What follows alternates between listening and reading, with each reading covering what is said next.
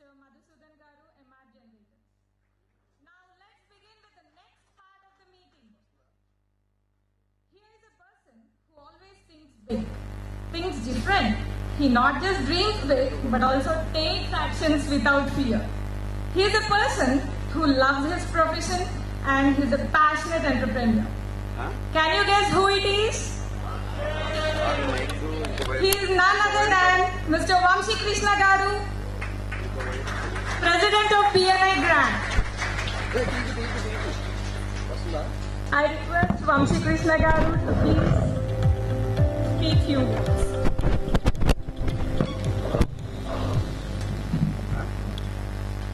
As a president, on behalf of Grand Chapter members, I solemnly welcome with all esteemed dignitaries to be the part of Grand Industrial Conclave and taking out your valuable time in this event. Why we are here? Grand is being a 100+ members chapter with 100 different entrepreneurs and different parts of life.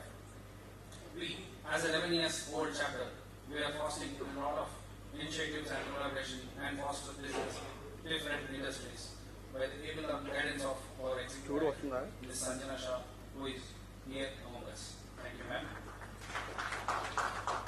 The reason of industrial germinated when we were discussing among us with entrepreneurs who were saying of this business looking for me, thinking should have a form for those particular aspects and pain points of the entrepreneur in his journey. And see how we can get a solution. So many times an entrepreneur have great ideas and great products and does not know how to market it. And in this way, a great ideation, but may not have a right venue to finalize to scale up. This ripple as an entrepreneur's journey to go forward. So this particular forum, we as a grand members has constituted and came with a grand industrial conclave. Would address that. Today we could see that we have 150+ members sitting here and benefited by a particular conclave and a special Fireside chat, in which different experts give their views and ideas, and at the same time we have our members who have participants having stalls which would have unique services which would be useful for Cherlapally area. So we thought instead of Cherlapally Industrial Area Association or owners to come to the place where we do our regular meetings, we thought that let's our members come to the Cherlapally Industrial Area and showcase our businesses and share our ideations and thoughts, which should be initiated and benefited to the reason why this BNI Industrial Conclave has been constituted, and that is has come to today. Let's make a great opportunity of networking and share our ideas and foster new business opportunities which would help entrepreneurs next level, specifically MSME sector. Thank you. Thank you so much, Vamshi Krishna Garu.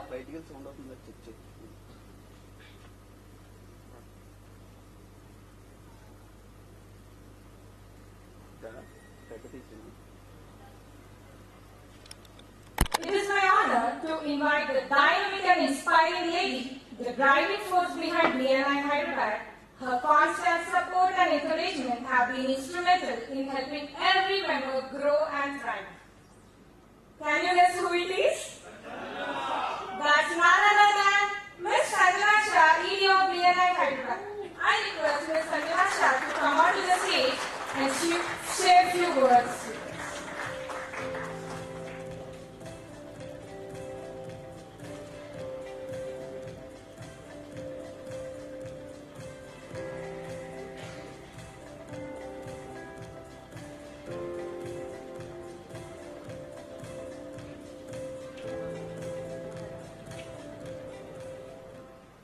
Good morning.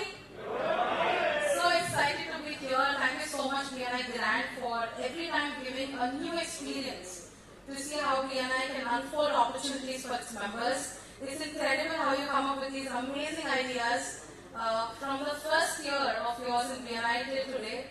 You've always done something very special. A very warm welcome to all the dignitaries sitting here today. Thank you so much for joining us. Thank you so much for imparting your knowledge with all of us. Next few hours that we're going to spend together, I think a lot of us are going to learn something incredible that we can apply in our businesses and take it forward. A very warm welcome to all our visitors here today. Some of you are from the industrial area here. Some of you are not from here, but you still joined us. We really appreciate you spending your valuable time with all of us, and I'm sure that BNI Grand is going to add a lot of value to that time that you're spending with us. Every time I think of industries or an industrialist, there is one name that definitely comes on top of my mind, and that is Mr. Ratan Tata. Every time I find a real estate, every time I find an industrialist, that's the first thing that comes in my mind, that this person is going to be the future Ratan Tata and going to make a huge impact in the entire economy of the country. I still remember one question asked to Mr. Tata, that what is the difference between you and Mr. Ambani? And he said that he's a business owner and I'm an industrialist. Industrialists come in the world to make a huge difference and a huge impact to the economy. I was just reading through some stats of this particular place that we are in. It's such an amazing infrastructure created for industrialists. It's amazing to see how business can be a lot more fruitful and easy when you have a great infrastructure like this. This very campus holds close to 800 industries and one of the best campuses that AP Telangana has ever had. So a huge round of applause for creating an infrastructure like this for businesses. And let me tell you, these 800 industries that are here in Cherlapally are actually helping 40,000 families. That's the impact this particular area is creating. So it's amazing how we have got an opportunity to present ourselves here and how so many industries and industrialists come together, how we can benefit each other. We're not people from just side, we're not random people, we're successful, credible business owners holding. So to all the people who do not know BNI in this room, BNI is an organization where we have successful, credible business owners that come together to see how we can help many more business owners and see how we can become their growth partners, how our services and our products can impact many more businesses across the world, how our products and services can help so many people scale up their own businesses. And that's how this entire organization has come together. It came together to see how more and more business owners can benefit from each other, from each other's connections and from each other's products and services. It's absolute honor to be here. I'm so happy to see how grand. I mean, we've touched 100 members, not just touched 100 members, but touching 100 members in style. You know, there's an X factor that you're creating. You're teaching chapters across the country, across the globe, that this is how you can create opportunities for members. This is how you can bring in so many more positive impact that you can create for people around the world. So once again, kudos to all of you. Kudos to the entire setup done today. Kudos to the stalls. Kudos to the sponsors. Every single thing done right is what I would like to say. So once again, congratulations and a very warm welcome to all our dignitaries here today. Looking forward to learn more and more from each one of you. Thank you so much. Thank you, Sanjana. I request Ms. Radhika to please give away the token of appreciation to Sanjana Shah.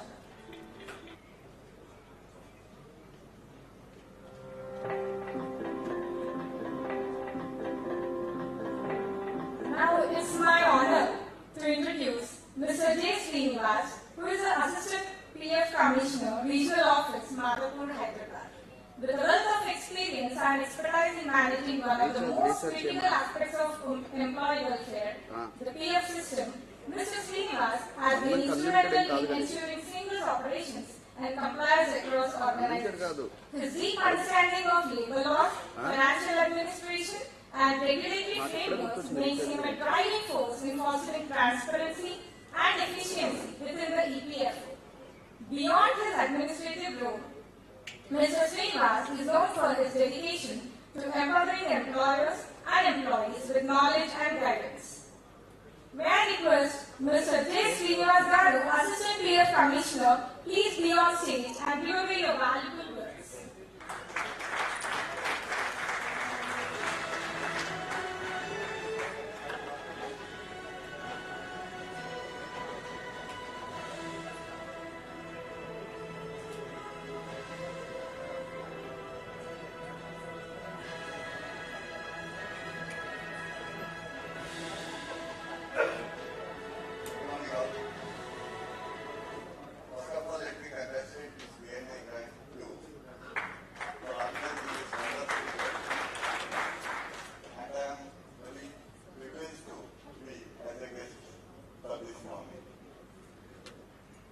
since most of the business people are involved in this, normally business people don't like government intervention in the business.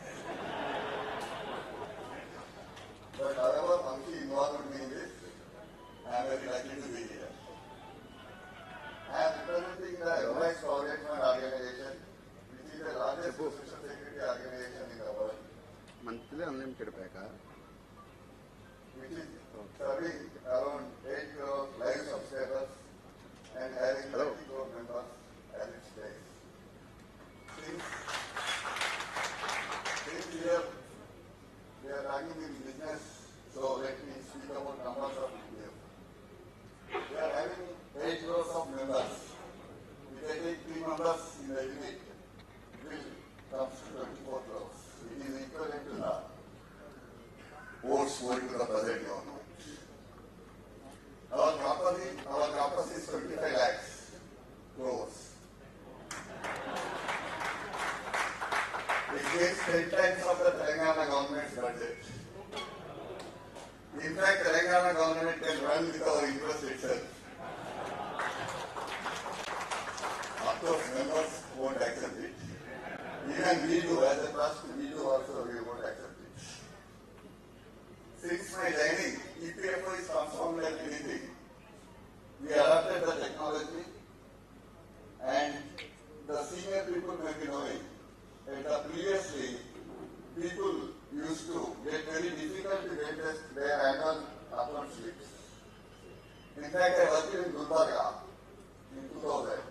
Whenever we villagers that form the glance slips, old people might be seeing it. There will be a festive environment in the factory areas and the distributing there, so that they can take their balances of that year. But now, in a real time, people can take their balances in the possible. Other part, in the ease of doing business, we also changed a lot. People may be knowing that our inspections also randomly being done now, not like earlier. And it is a matter of fact that earlier EPF people may be afraid to meet the people in a public meeting. Because if there is 100 people, there is 1,000 grievances. But now, we are proud to come in front of all of you that we are serving in a EPFO in a very transparent manner.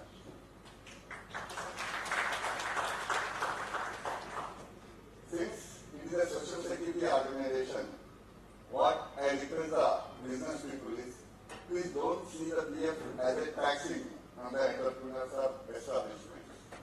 It is a welfare legislation to help the people to get their pension and a good amount at their old age. This is the basic concept to incorporate this employees' provident fund. But earlier concept was people used to feel that if PF is a taxi. For that there is a reason also. It is earlier people used to feel that if they pay money to PF, it is one way. They won't get back. But now it is not like that. Our time settlement period is now come down to 3 days. If any person applies, 90% of the time we are waiting within 3 days. And annual accounts also we are issuing regularly. The rest of the things we can discuss in the discussions. Thank you, the BNI people, especially Vamshi and Raghuvaram, for inviting me for this event. Thank you. Good morning.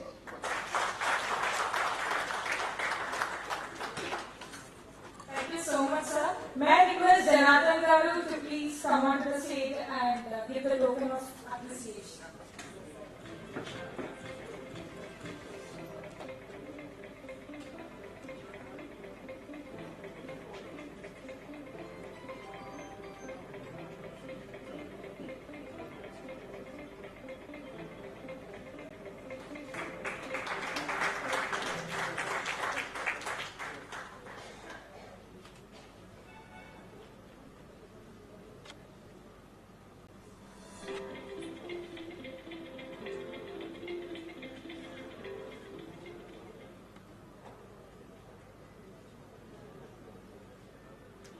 Thank you so much, Srinivas Garu, for your valuable speech. It's my privilege to introduce the Zonal Manager of TGIIC, a person who exemplifies hard work, determination, and dedication. As a leader, she continues to inspire countless individuals, especially women, showing them that with the persistence and passion, they can overcome challenges and achieve success. Please join in your hands to welcome Srimati M. Anuradha Garu, Zonal Manager of TGIIC, onto the stage.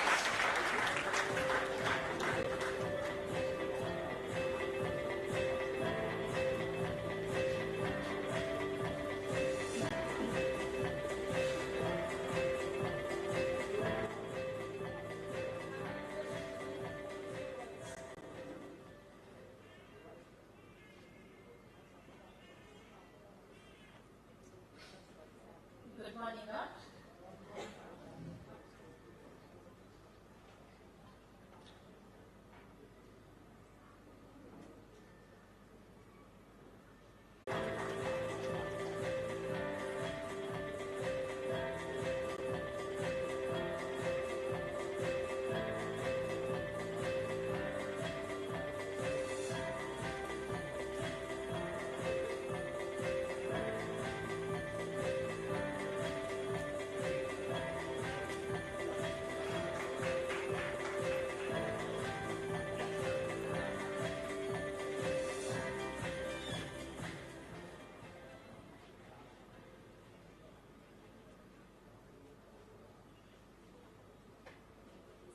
Thank you so much, Anuradha Garu.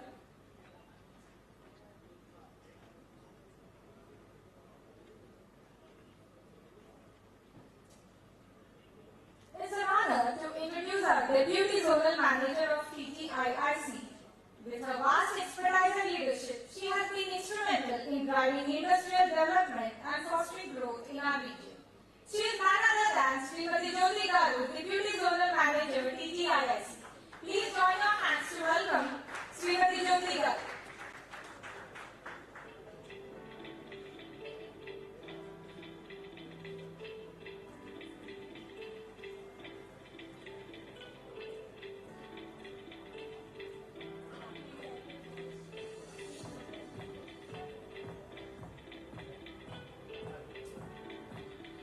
అందరికీ నమస్కారం. నేను జ్యోతి deputy zonal manager TGIIC నుంచి. I'm working in Cherlapally industrial area, zonal office. TGIIC is providing industrial park for the new entrepreneurs and who is established to new industries. We are welcome. Especially TGIIC is focusing on MSME industrial parks. And every industrial area we are providing MSME industrial clusters also, and especially for who is willing to establish their industries. So TGIIC is a best instrumental organization, and we are providing the good infrastructure and land for the industries. And now we are sitting in Cherlapally industrial area. This is also coming under V5news industrial area itself. And you can see the good infra. Previously, BNI people also told this is a good infrastructure we are providing in the entire state also. So this is one of the showcasing industrial area, Cherlapally industrial area. Not only providing the infrastructure, we are creating the good greenery also. So this basically TGIIC is providing not only industrial manufacturing, this is also expanded to IT industry also. Now we are into IT spacing also, and plug-and-play system, especially plug-and-play system also we are giving for rental and lease purpose. And now we are ready to give the plug-and-play systems in Hyderabad district. So more than 20,000 SFTs are ready to available for you can do your business ready-madly. You can avail that space also. So thank you for giving this opportunity. Thank you.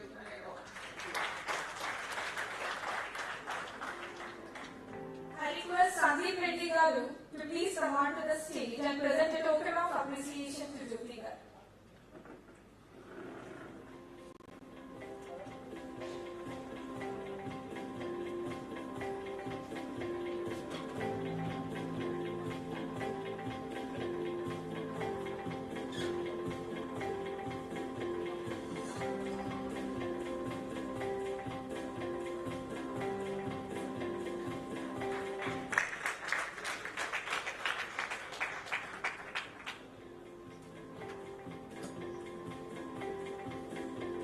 These plants are gifted by Venkatesh Neelagatti Garu, Bharat Cloud Services. Thank you so much, Jyoti Garu, for your valuable message.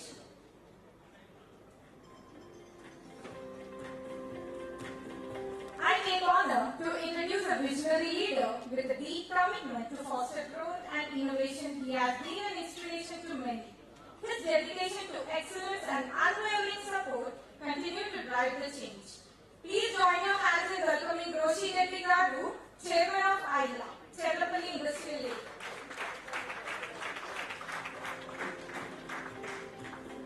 I request Roshi Reddy Garu to share your valuable words with us.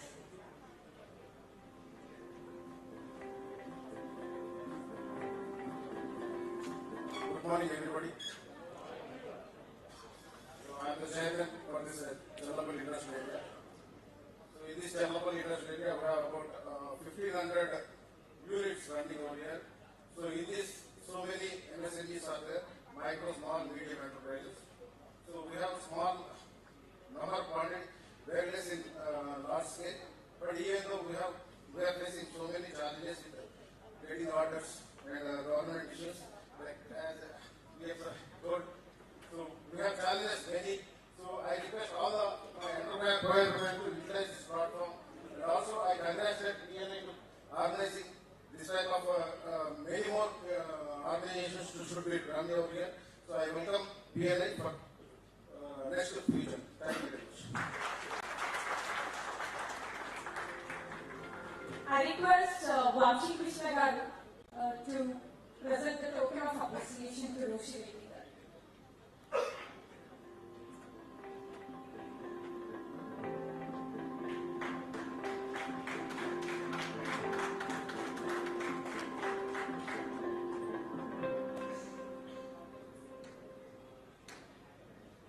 Thank you so much, sir, for your valuable message.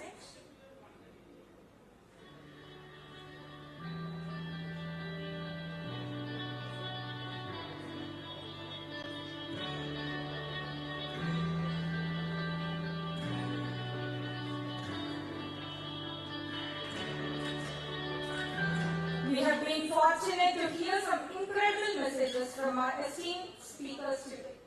Now let's shift our gaze and dive into the exciting part of our event. Are you all ready?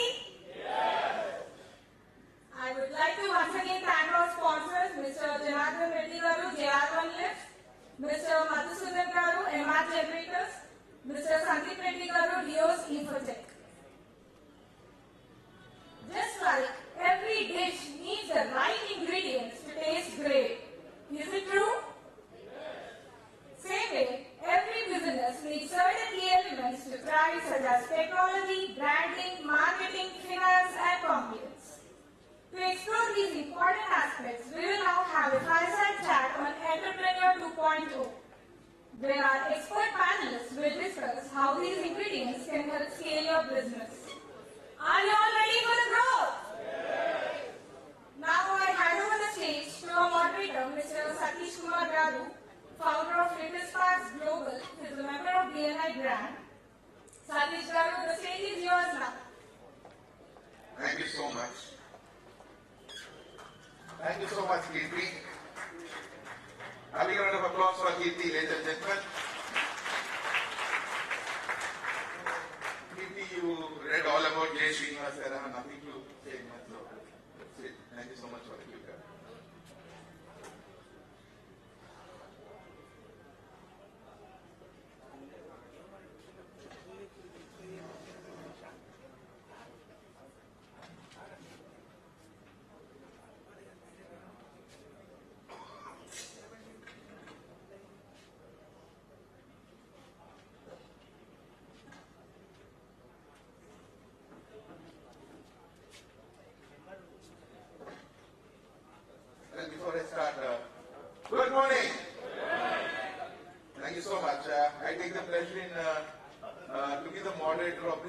session today. Thank you so much, Grant, for giving this opportunity.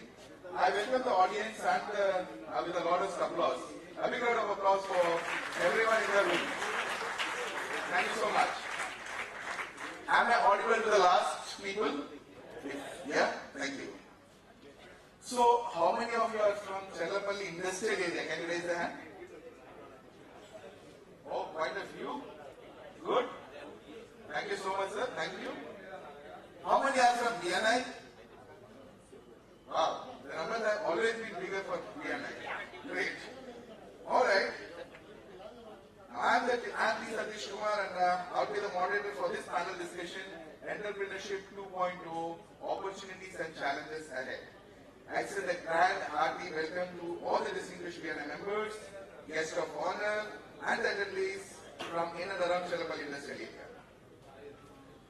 Well, before I start, why are we here? I'd just like to give a small intro why we are here and then I'll get you slowly into the session. Well, today we are at the threshold of a new era of entrepreneurship. Ladies and gentlemen, an era that I would like to call Entrepreneurship 2.0. The traditional paradigm of business creation, innovation, and growth are evolving faster than we can even think. So, this transformation presents dual reality. On one hand, it gives immense opportunities for all of us, new markets, cutting-edge technologies, innovative business models. Entrepreneurs now have an unprecedented access to global customers, resources, and tools, and whatnot. On the other hand, there are unique challenges. How many of you agree with that? Yes, there are unique challenges. Are also surfacing economic uncertainties, intense competition, regulatory complexities, and the pressing need to balance profitability with a social and environmental impact. So, in this discussion, we will explore how Entrepreneurship 2.0 differs from the earlier phases. When I say earlier phases, till now it was 1.0, but from today it will be 2.0. That's how it will be. Well, dwelling into the role of digital transformation, to data-driven decision making, and agile innovation. So that's the need of the hour. Now, the roadblocks and hurdles entrepreneurs must navigate, such as funding gaps, market volatility, stay relevant in hyper-connected world. Now, as we dive into this topic, let's focus on understanding the present and also on envisioning the future of entrepreneurship, how it is, and it's how we all can connect with this topic. This topic was not just thought out of the box, but it was just thought that where every entrepreneur can connect with themselves. So with that thought process, welcome to Entrepreneurship 2.0. Thank you so much. It's most challenging topic since time is limited and knowledge is unlimited. Yes. Alright. This talk is divided into three parts, ladies and gentlemen. Part A is a talk session where we have intro of the speakers. The first one is intro of speakers. A quick 30 seconds to 1 minute intro will be given for all the speakers. 8 minutes goes there, and then you have part A, that's the talk session. We have 15 minutes for the talk session. We have part B, we have a rapid fire round for 20 minutes. Well, here even either ways the members are not aware, neither for the talk session, neither for this, they are not aware. So it's a surprise for all of us how they are going to face the questions. And part C, it's going to be a Q&A for the audience. So shall we get started? Yes. Shall we get started? Yes. Thank you so much. Now, I'll be going a little faster, but you can keenly keep listening and making your notes. And if you have any questions, you can make a note of it. And during the Q&A session, you can always raise your hand. Mic will be given to you, and you can always ask the question to the respective panelists. Well, this was for the audience. Well, for the panelists, I request to keep your answers crisp and small. And questions will be different for all business fields that don't match. So if some speaker is talking and someone would like to add their point, you may raise your hand and you can say, can I add? And you can raise of the hand if the mic will be, and then you can that point. And we also like to have a timekeeper. May I request the timekeeper of BNI Grand? Yes. So, Praveen, can you please join me onto the dials, or can you join me along with me over here so that you can help me out? Thank you so much, Praveen. A big round of applause for Praveen, ladies and gentlemen. So, quickly we get deep dive into the subject. Our first panelist is Mr. V. Rajesh. Well, before I do that, I understand that, today is a working day and we all have our busy schedule that is running through. But I request everyone for next 90 minutes to please keep your phone on silent mode and please turn it around and put it into your bag so that we can get started. Yeah, thank you so much. Well, the first panelist is Mr. V. Rajesh. V. Rajesh is a managing partner at Chris Rights IP Partner LLP. He is a seasoned intellectual property rights expert with over 20 years of experience. He has successfully guided and the protection of over 10,000 brands across diverse industries, solidifying his position as a trusted advisor in the field. Rajesh's expertise extends globally with a proven track record of securing IP rights. In more than 90 countries, he has served as distinguished clientele, including renowned brands like Nagarjuna Group, Suguna Foods, Mitsubishi, Karachi Bakery, and Ratnadeep, to name a few. In the entertainment sector, he has managed IPR for prominent productions such as Pushpa 1 and 2. By Maitri Movies, Hombala Films, KGF, and Villa. With a big round of applause, ladies and gentlemen, please welcome V. Rajesh.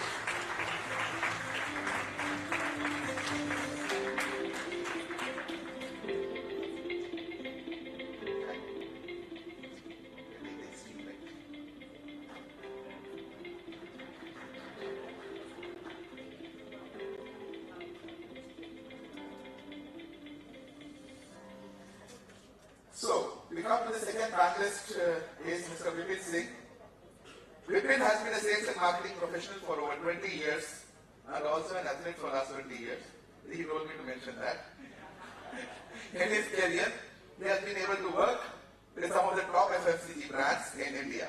He has been instrumental in some of the key launches which have been the benchmark in industry. He has launched attachments making inroads for Hindustan Pencils into office stationery, to launching Mac Doubles, to #1 platinum, to the launching of Boro Plus face wash.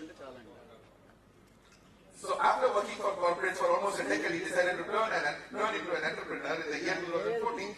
Hence, he founded his company, Bridge Gap Management Consultants, a brand and business strategy just like McKinsey. Bridge Gap has been able to drive growth for all the segments to their clients in the last 10 years. He has been able to launch and turn around many companies in his consulting stint, from Zindad Investment, Home Shri Builders, Bond True Furniture to Almond House. He loves to read and run. He has been an avid runner and runs half marathons frequently. Cricket has been his lifeline and the best place he rejuvenates his graces, as many of his strategies also takes analogy from sports.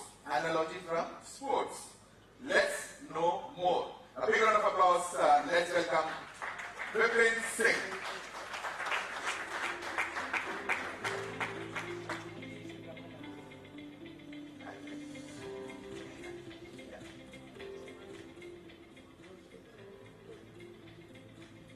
All right. Our third panelist is Mr. Sandeep Reddy. Sandeep Reddy is a visionary entrepreneur and a managing director of Leo's Infotech, a company specializing in cutting-edge technology solutions for workforce and HR management. With over a decade of experience in developing innovative enterprise solutions, Sandeep has established himself as a thought leader in the HR technology space. Under his leadership, Leo's Infotech has developed flagship products like True HR and Frame, which simplify complex HR processes such as payroll, attendance, performance management, and employee engagement. These solutions are now empowering businesses in industries like retail, private security, real estate, and manpower outsourcing to operate more efficiently and effectively. Sandeep believes that the heart of every successful business is its people. His leadership style focuses on empowering teams, fostering trust, and leveraging technology to simplify workflows while enhancing employee experiences. He is passionate about helping businesses with their full potential by integrating smart, scalable HR workforce management system. That's about Sandeep Reddy. Ladies and gentlemen, please put your hands together for Sandeep Reddy.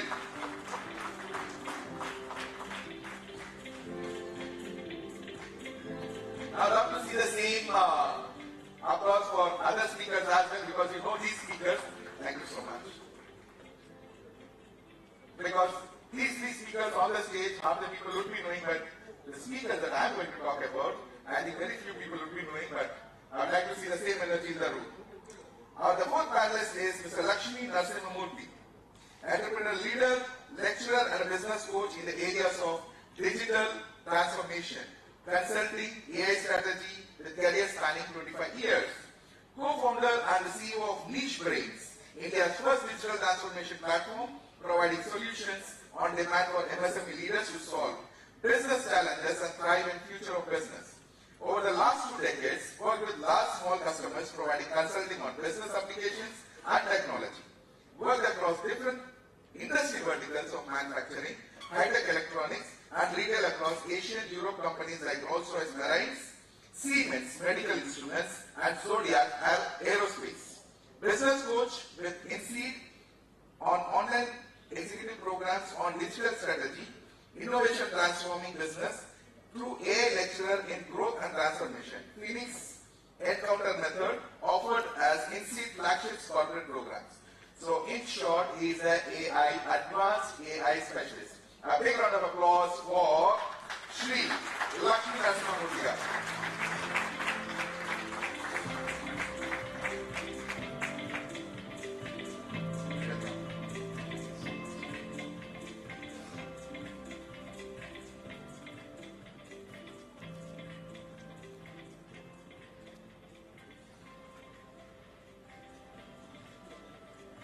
Next speaker, our fifth speaker is Mr. Hari Surya, the shortest profile that I have got, a commerce graduate, chartered accountant, and a company secretary by qualification. Started a career in 2007, worked in Mumbai, financial capital market of India, more than 17 years of specialized experience in fundraising activities like SME IPO, private equity, corporate advisory, mergers and acquisitions. He is helping corporates like small and medium enterprises, large corporates for fundraising activities, structuring. Presently, he is the founder and director of Synthwings Capital Private Limited, a SEBI-registered Category 1 merchant banking firm operating from Hyderabad. A big round of applause for Shri Hari Surya.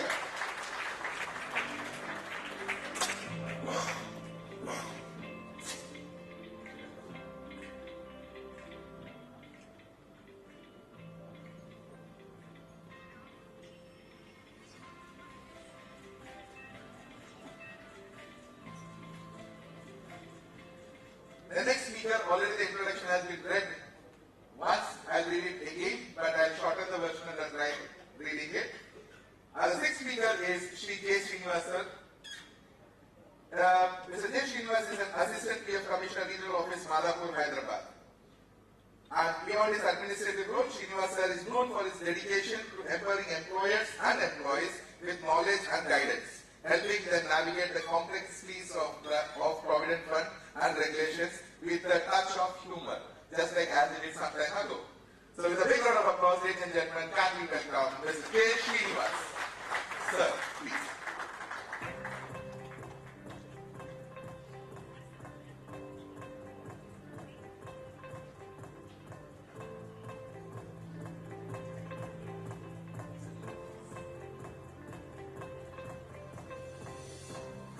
And our final panelist is Mr. Mahesh Narla. He is the Deputy Director, ESIC, Telangana. It's an honor to introduce our esteemed panel speaker, Mr. Mahesh. And he is currently looking into the benefits and revenue branches at ECIC. Completed MCA and NIT Warangal. Worked as software engineer briefly 2011 dual. Then worked with Heavy Vehicles Factory, Avadi, Chennai, Ministry of Defence from 2012 to 17. Worked as Enforcement Officer, EPFO, Telangana, Deputy Director, ESIC, Telangana. Today we are fortunate to have Mr. Mahesh, expert perspective on navigating the challenges and opportunities on employee welfare programs. Welcome, sir. Request you to please join us on the dais.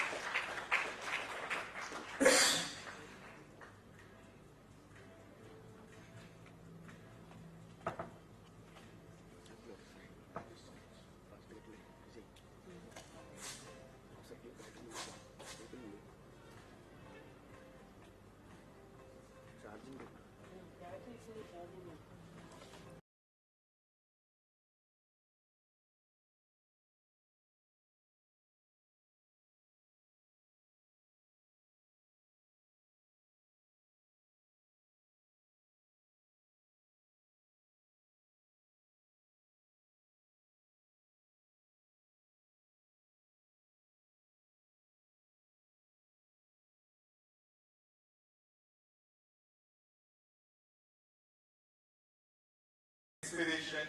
What inspired you to what you are doing right now? Well, we start with Mr. V. Rajesh. Mr. Rajesh with 20 years of experience in the intellectual property rights field and a remarkable track record of protecting over 10,000 brands globally. Could you share with us the key moments and challenges in your personal journey that have shaped your success? 1. What inspired you? Second question. What inspired you to continue innovating and supporting businesses in safeguarding their intellectual interests? Over to you, Mr. Rajesh. Thank you, Satish, for helping me to recollect. I want you to be more louder, Rajesh, because I think Can the you last hear speakers. Yeah. Can you hear me? Thank you. Thank you, Satish, for helping me to recollect the moments of my initial career when it started. So, when I started my IT career in the year 1998, I was working for an IT firm. One particular client reached me to register a brand. He's a small investment and he's having a capacity of 25,000 rupees machine to make the ice water. And he registered his brand at the time. And those times the registration process may take a little longer time, like 5 years, 10 years. So in the year 2005, I got the registration for the particular brand. We were trying to reach him. We couldn't able to connect. Then in 2006, he approached me. Sir, one of the company approached me to buy the brand. Then I got the details. Then I was in Hyderabad now at the time. So it happened when I crossed from Chennai. Then I went back to Chennai. And I could able to connect with the company. We discussed. And the negotiation happened. And he got sold the brand for 15 lakhs. Okay, he almost closed the business. And he invested around 300 rupees in the government at that time and 2,000 rupees in my professional class. And he closed the business. He wasn't interested. After 7 years, he got 15 lakhs of the brand. That is the value we are talking about it. So another instance I would like to take Dr. Exclusionary. He went to Rajesh to manage his brand Cherlapally. At that time, I processed from 3 applications. In the year of 2016, we were able to manage 300 applications. And the character started generating a revenue for the organization. So I realized, wow, this is the power of IP. So that is really motivated me to scale up and guide companies to protect their IP effectively. Lovely. Thank you so much, Rajesh. Next, Mr. Vipin. You have had a remarkable career because when I was reading through your profile, I could get this question out of this. Vipin, you had a remarkable career transitioning from corporate roles to top FMCG brands to becoming an entrepreneur and founding Bridge Gap Consultants, right? So can you share the key turning points or challenges you faced in your journey, especially when shifting from a corporate world to entrepreneurship? That's one. Second, how did your passion for running and cricket influence your approach on business strategy and pursuit? So, good morning everyone. So the turning point in my career was when I was sitting in Imami and I used to head Europlus portfolio. So there were 25 members only in Europlus team. So Europlus, just for you, it's a 2,000 crore brand, right? And whole of Imami had around 120 marketing people. And that's what made me think that when it comes to these bigger companies, some of these family-run businesses have become big. What happens to smaller companies? How do they grow? How are they pivoting? How are they transitioning to become big? And that's where my journey of an entrepreneur started. So idea was, while working in Imami, saying, you know what, can I start working with smaller firms, MSME, SME businesses, and help them transition through sales and marketing strategy and become big? So that was the turning point in my career. But to start with, so that's 10 years back, right? 10 years back I was 33. And today, though I have a lot of light here, I'm not sure if it's visible, but at that point in time, I had all black hair. So a 33-year-old guy trying to become a consultant, right? And my first client who signed me was a hospital called Sunrise Hospital. So when my first meeting with the director, he said, "Vipin, aren't you too young to be working as a consultant?" So that was the first challenge, a 33-year-old consultant, right? Because generally people, when they come to retirement, then they start consulting. But a 33-year-old consultant, my age was my first challenge. And that goes for a lot of young entrepreneurs here also.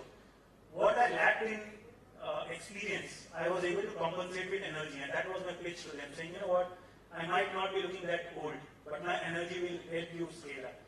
Second challenge that I faced was, hey, you come from FMCG companies, you've sold oil, soap, shampoos. How will you get patient? A hospital, how will you get patient? And that's again I explained, saying that as marketing guys, we are the consumer champions. It's the same consumer who makes a choice whether heart टूटा है तो hospital जाना है या बाल गंदे हैं तो shampoo खरीदना है. So we as marketing guys are always enabling our consumers to make the right choice, and that right choice is always biased toward the brand we are working. So that's how my journey started. That was some initial challenges. Now since Satish mentioned, I'm an avid runner, right? I run half marathon. I play cricket as well, but a lot of my things, running teaches us a lot. First, running keeps us fit, which is extremely important in today's stressed world, because if you have a good physical body, you will have a straight mind. COVID was a big learning. As a runner, when the uphill comes, right, we are taught to take small steps so that we don't get exhausted, we don't pant out.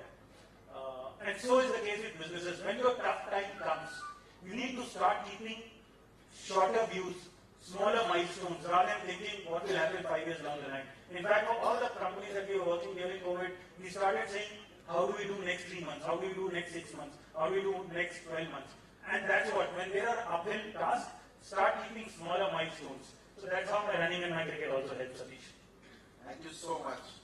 The one point that I love the thing is that when you are talking about, grey hair and white hair, Rajesh was like, just doing this, So I'm sure, that is how you are getting more business, Rajesh.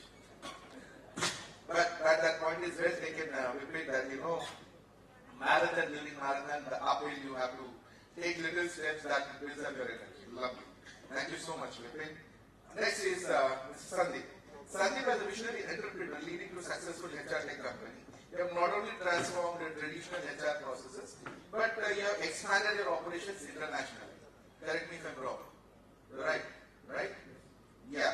Could you please share the pivotal moments or challenges in your entrepreneur journey that shaped your approach to innovation? What inspired you to focus on simplifying HR functions and workforce management through technology? What made you do that? Over to you. Hi, good morning everyone. Thank you Satish for the thoughtful question, and happy to be a part of this panel discussion. So, turning point for me was understanding that HR is not just managing people. It's more about unlocking the potential of the employees and driving success to companies. So the same thing we have implemented in our solutions. Our solutions just don't automate the repetitive process or HR process. It also gives data and insights so that the decision makers can take informed decisions.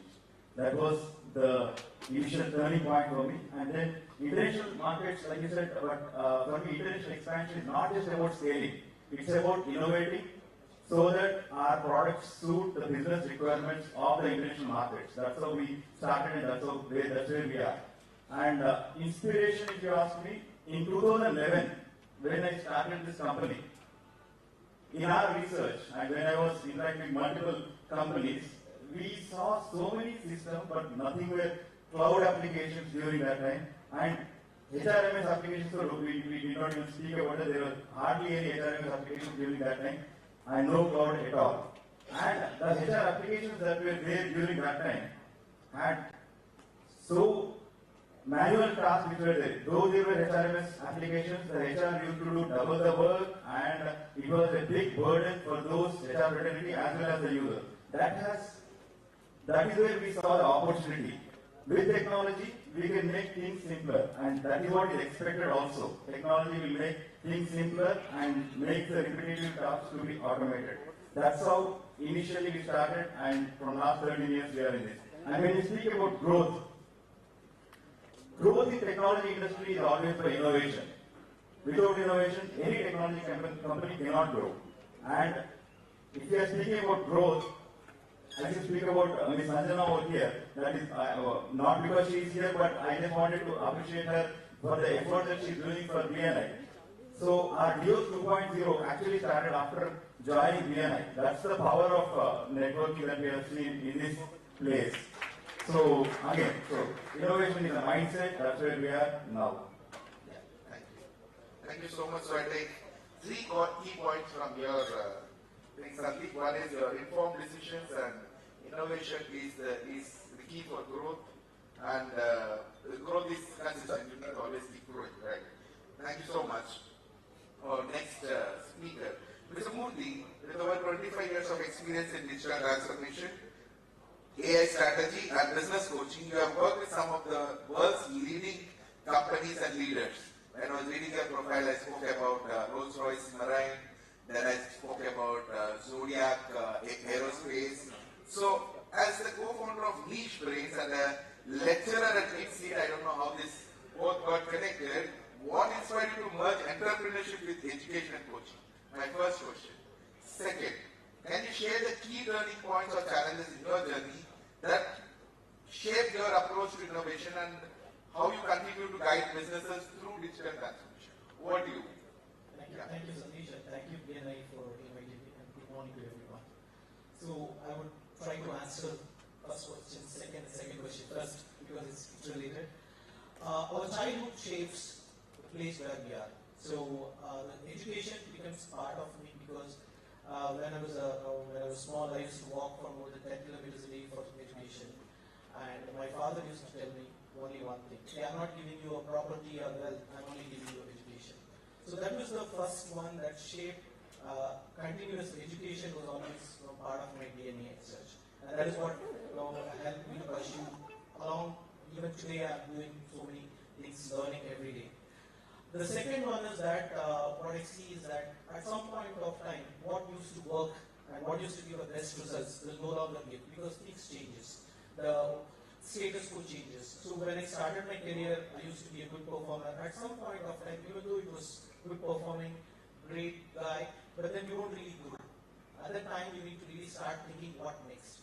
Because there are some things which we need to move ahead. So having that ability to think that what is that time where we need to really think about going to the next stage and next step is key. And the third part is basically that after we starting the entrepreneurship, I found that my business got stagnant at some point of time.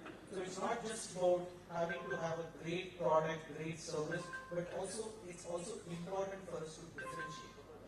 Now differentiation comes from many forms and ways, so I chose to pursue and become a global coach in that process. So all these three things shaped me along the way.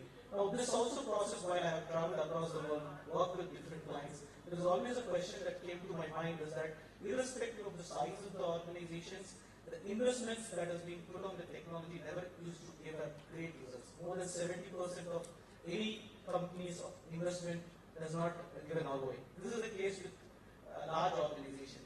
But when we think about micro, small, and medium enterprises, they are starved for resources, they are starved for capital. So that is where we thought that, how can, with the technology being so faster, what is it that can stop MSMEs from growing, adapting technology? So this thought process gave rise to things where we combine that what is the current situation of MSME, how can they change the status quo, how can they leverage technology to enable them to go to the next level. So we use the methodology of being entrepreneur or MSMEs and help them educate on what are the possibilities that they can grow to the next level, leveraging technology, and use the platform which we have created as Niche Brains as a platform to help them assess themselves, coach themselves to grow to the next level. So that's how kind of over a period of time, more our self-journey with what is happening outside, we are able to merge both of this, a kind of a framework of entrepreneurial thinking and educational framework and coaching mindset is helping us to create what Niche Brains is today. I love those last three words of yours: entrepreneurial journey, educational framework, and coaching mindset. Lovely. Thank you so much. Well, next participant, thank you so much, sir. Next participant is Mr. Hari Surya, founder of Synfix Capital Private Limited. Mr. Hari, with over 17 years of experience in fundraising activities and corporate advisory, you have had a successful journey in financial sector, assisting both SMEs and large corporates. Can you share what is inspired you to start Synflix Capital when your life was already going super good, being in, working with SEBI and but what made you start Synflix? One, and what are the key motivation behind venturing into the world of merchant banking? What have been the defining moments in your career that shaped your approach for business growth and strategy? So over to you. Good afternoon, everyone. It's my pleasure to be here with BNI today. Thank you, Sai, for inviting me. So actually, basically, as a Telugu medium student, frankly, so work hard to succeed in the life, to achieve professional qualification is very tough task. I qualified chartered accountant and company secretary. And in the starting days onwards, I wanted to be a different person or different, from others. So, particularly from the career point of view. Okay. So, once I finished, then I thought that I wanted to move Mumbai. So, to pursue my, career, particularly in the investment banking division. Generally, people will not get into because of constraints, so many constraints, maybe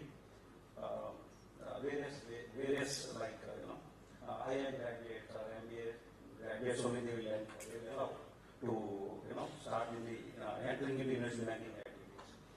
So, luckily I got, and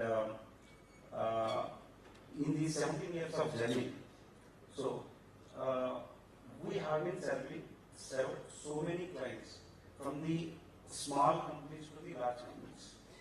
But generally, we will not entertain small and medium companies to raise funds or restructuring activities. I have worked with Reliance as a consultant and in the Future Group, so many companies, just a few names. So, what I thought is that, all these even small and big companies are facing challenges often to raise funds or accessing the money from the market or banks or some other ways. So, with the thought of this, generally we as a investment banker, as I said, we will not entertain smaller companies. So, I found that there is a gap in the market.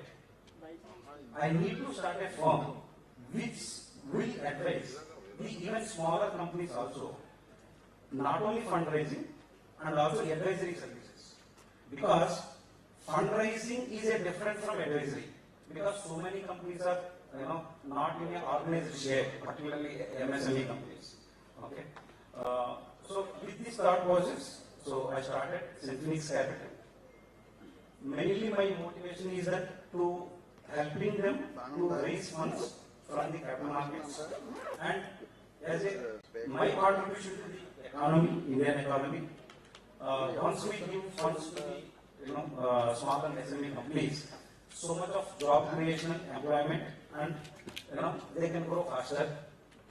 And what I observed is that particularly from South India, there is a core merchant banking or investment banking experienced person, particularly in South India. So with that thought, I moved 2 years back from Mumbai to Hyderabad, and I started this company. And with my expertise and experience in the full-fledged investment banking, I have developed so much of business connections, strong relationships. It can drive my firm for further limits, and also will help the clients for further innovation or maybe further growth to the next level. Thank you so much. Thank you.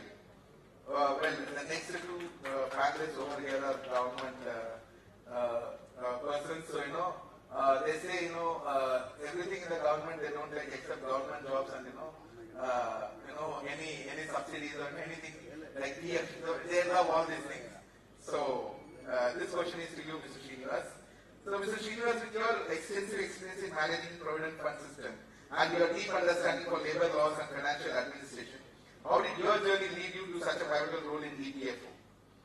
What challenges and moments of inspiration have shaped your approach and efficiency within employee welfare programs, and how do you see the future of employee benefit programs involving in the context of Entrepreneurship 2.0. Thank you, Satish. Yes, sir. Regarding EPFO, normally other people, they will get service for their working. Whereas for us, we get service for serving. So that is the difference between working in other organizations and EPF. Regarding inspirational means, since I am a part of larger organization, I want to share some these significant issues which was in my memory. During my initial service, at that time we used to ask a lot of documents for availing the advances and the PF advances. So people used to manufacture the documents. So they used to, prepare a CD and they used to submit that I am buying a house to get the advance. So I was in Gulbarga, there it was a rampant of that advance system. So I was very much against for that and I objected, I rejected. One particular client I remember is having some 2 lakhs balance. I rejected it twice. So one day he came, he asked me why you are rejecting. This is all the fake documents you are submitting and of course I think that you don't need any money for that purpose. Why don't you save it for your children? It is for their future. So no sir, I want it, I want now only money, again I will apply it. Again he applied, again I rejected it. After 1 month, the person's death claim came to me. Since he is a drunkard, so because of that disease he died. So that 2 lakhs balance was went to his wife and his children. So that lady came to me for thanking me to not releasing the advance.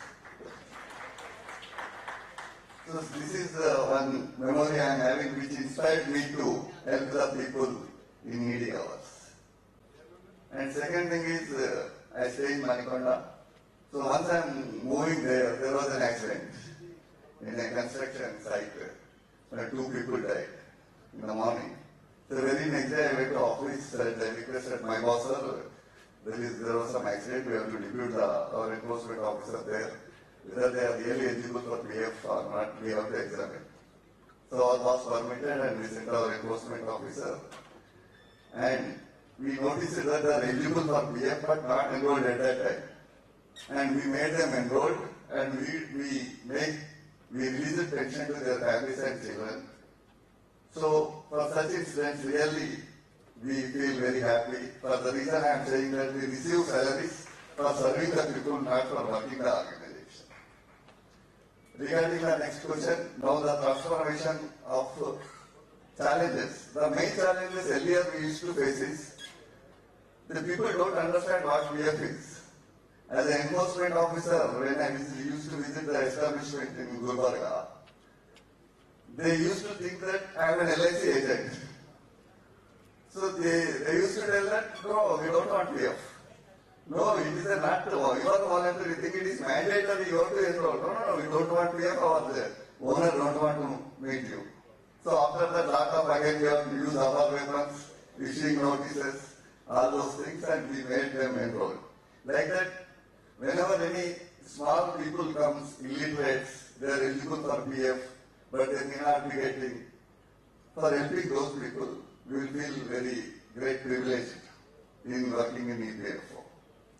Now, regarding this transformation, most people, the challenges is first I have to convince the employer to get their establishment to be registered at EPFO. Second challenge is, again I have to convince the employee also. Because most of the people, they don't like their salary deduction. They want immediate money. They don't want to save for the future. To make them understand, we used to visit the small factories, and whenever we visit the management, they used to tell, okay sir, I am interested, but those people, they are not interested. You convince them, I will enroll them. So we used to contact and we used to convince, and convincing the especially employees, the low-paid workers for the deduction from their meager salary is very difficult. These are the challenges we are facing. But now we are streamlined. As you told, Entrepreneurship 2.0. Now EPFO is coming from EPFO 3.0. from the next month. So I have a question on EPF 3.0. I have in the next question. Yeah. So we are able to give very seamless service. Thank you. Thank you so much, sir. I think the one word that you said is truly very good. It was very true. Is employees need instant gratification. No, they don't need anything. Beyond that, they don't want anything. Yes, so yeah, I completely agree with this. Next speaker is Deputy Director ESIC, and his specialization as he has worked as a PF and then moved on to ESIC. That's Mr. Mahesh. And sir, Mr. Mahesh Nalla, with your extensive experience in overseeing the implementation of state insurance scheme, how could you share your journey that led you to this important role in employee? Of course, when I see your profile, it is very, I think it is like you have done IIT, then you have worked in Chennai in a factory which is into truck manufacturing or something like that, yes? And then you came into PF and then now you are into ESIC, right? So, once again, thank you BNI Grand. I little closer to you. Yeah. So I'm actually expressing my gratitude to inviting me here and also excited to be part of here because I'm learning many things about the industry. I only know about PF and ESIC and labor laws, but right now I'm also seeing how the business goes and how the networking here the distinguished guests they are talking about. And coming to that, and one more thing I wanted to share that I am sharing this diet with my ex-boss. He was ex-boss in PF. I was working around 2 years in Cherlapally and then coming to the ESI, actually I am fortunate to be part of this labor related to works. Wherever before, initially I worked as a software engineer, then fortunately I moved into government sector and knowingly or unknowingly I am into a factory where 6,000 workers are there.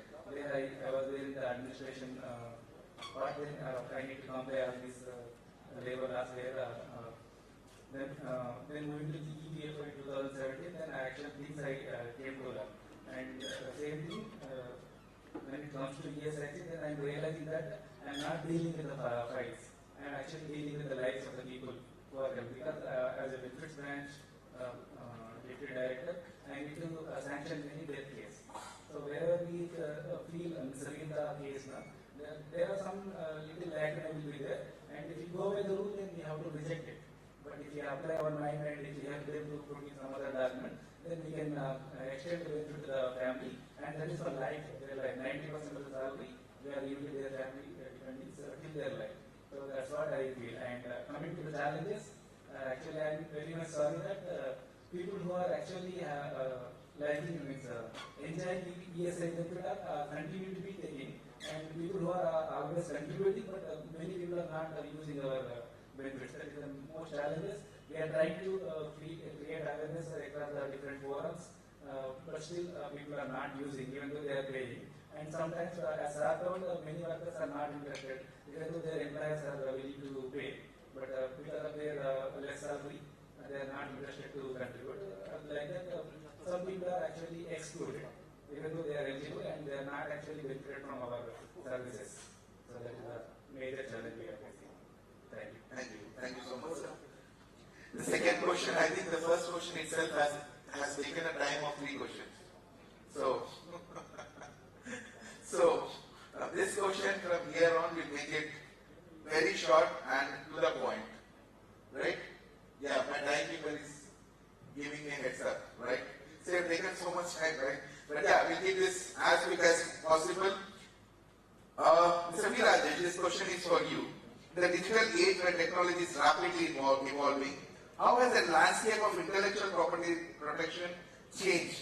And what are the key trends that businesses need to be aware of when safeguarding their intellectual assets? Yeah, thank you, Satish.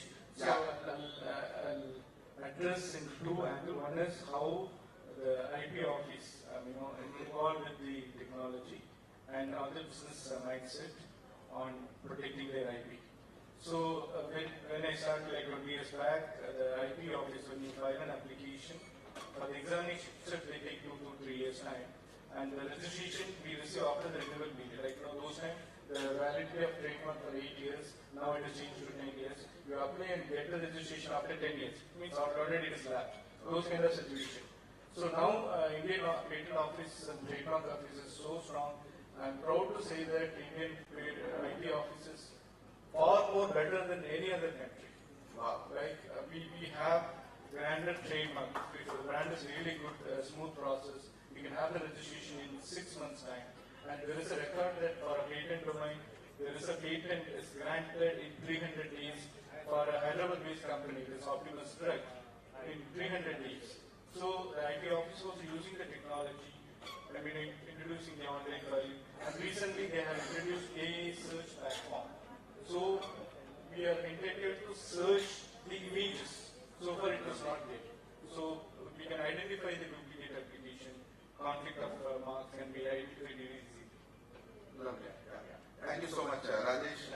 I would love, you have taken 3 minutes. I want the next participants to please make it to 1.5 minutes to 2 minutes as quick as possible. Thank you so much. Bridge Gap, next question is for Bridge Gap has helped turn around many businesses. Can you share a memorable success story or challenging case that taught you a valuable lesson? So, how do you adapt these consulting strategies across diverse industries? Because when I read your profile, you say you have helped an Ayurvedic store to hospital to then almond house. So it's diversified field. So how do you do that? Over to you, Vipin. So one of the examples that I can take is we have a client called Zillat this month, right? It's a 105-year-old organization right now.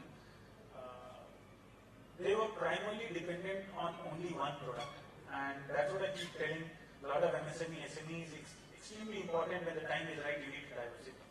You can't be a single product company. Imagine if something happens to that, everything goes for a toss, right? Whether it's a B2B business, whether it's a B2C business, when the time is right, you need to diversify. So that's one lesson that we implemented. We diversified them. We are taking to new market, new products. So that's one thing happened. When it comes to my diversified experience, how it works, and that's what I said in my intro, the consumer remains the same. At the end of the day, it's the same consumer who has to make a choice. A lot of time when we talk about B2B, since it's a B2B platform, when we are dealing with these purchase managers, when we are dealing with admin people, these people are also humans. Of course, there is L1, L2, L3 that works, but they also have to make choices. So what as a business owners or as a brand managers we are doing to help them or enable them to make the choice which suits us, right? Are we showing them the value proposition, how we are different? Are we showing them what is in it for them as a when they product, not under the table wala what is in it for them, but in terms of product or service that they are taking, how it's going to help their business. Because at the end of the day, when they are buying a product or a service, they are looking to enhance their equity within the organization that they are making the right choice. So these are some of the things that we try. Done. Thank you so much, Vipin. Sandeep. Mr. Sandeep, with the rise of hybrid work models, okay, you are into workforce management. So with the rise of hybrid work models, what are the biggest challenges business face in workforce management today, and how can technology address them? Okay. Hybrid workforce is not a trend per se. It is going to stay with us for a very long term for few industries. That's for sure. But along with hybrid workforce, there are some challenges also in terms of workforce management.